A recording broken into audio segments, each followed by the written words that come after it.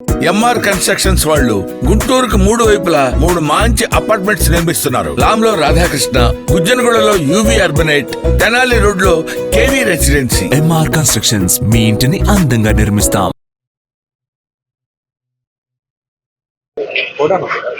ఇలా దీనికి అతుక్కుపోతాం. అదేంటంటే మెటీరియల్ అది రాక్, ఇలాంటి రాకే రాకే. అవును, ఇది అంటే 8 లేయర్స్ పడతాయి. ఇప్పుడు ఒక లేయర్ అవుతుందా? ఫస్ట్ లేయర్ అది మార్జిన్, లాస్ట్ మార్జిన్ అది. అక్కడ నుంచి ఇంకా అలా హైట్ పెంచుకుని దీనికి సపోర్ట్ వస్తుందా?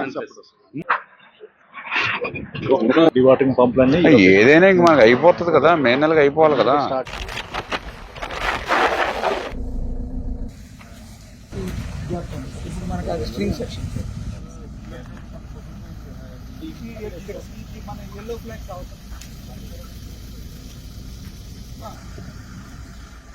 ఇది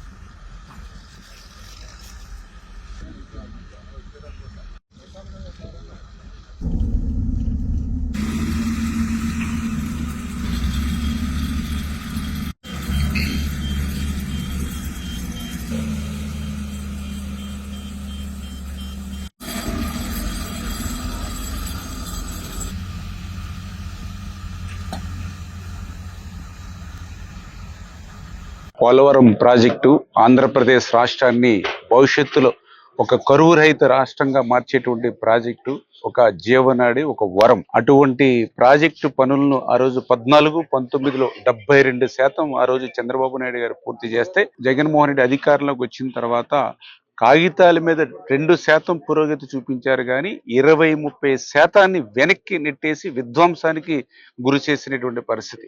ఈ యొక్క పోలవరం ప్రాజెక్టుకి సంబంధించి మరి చంద్రబాబు నాయుడు గారు కూడా ఒక షెడ్యూల్ను కూడా ఈ యొక్క పోలవరం ప్రాజెక్టుకే మళ్ళీ విచ్చేసి ఆయన మరి అనౌన్స్ చేసిన విషయాన్ని కూడా ఈ సందర్భంగా గుర్తు చేస్తూ, మరి రేపు ఉదయం చంద్రబాబు నాయుడు గారు కూడా పోలవరం ప్రాజెక్టు పర్యటనకి విచ్చేసి పోలవరం డయాఫ్రమ్ వాల్ ఏదైతే ఉందో మరి అది మొన్న జనవరి 18వ తేదీన ప్రారంభించబడి ఇప్పుడు 2 కట్టర్లు పనిచేస్తూ ఉన్నాయి. 3వ కట్టర్ కూడా ఏప్రిల్ మొదటి వారంలో ప్రారంభించి 2025 డిసెంబర్ కల్లా మరి అక్కడ డీవాల్ నిర్మాణం పూర్తవ్వాలనేటువంటిది. అదేవిధంగా ఏదైతే ఈసీఆర్ఎఫ్ డ్యాము మరి ఏప్రిల్లో గ్యాప్ 1 దగ్గర, నవంబర్లో గ్యాప్ 2 దగ్గర డీవాల్కి ప్యారలల్గానే నిర్మాణం ప్రారంభించి 2027 డిసెంబర్ కల్లా పూర్తి చేయాలనేటువంటి షెడ్యూల్ ఏదైతే ఉందో దానికి అనుగుణంగా పనుల్ని రేపు చంద్రబాబు నాయుడు గారి పోలవరంలో దాన్ని అన్నిటి కూడా అధికారులతోటి, ఏజెన్సీలతోటి కూడా రివ్యూ చేయబోతున్నారు. అందులో పర్టికులర్గా ఏదైతే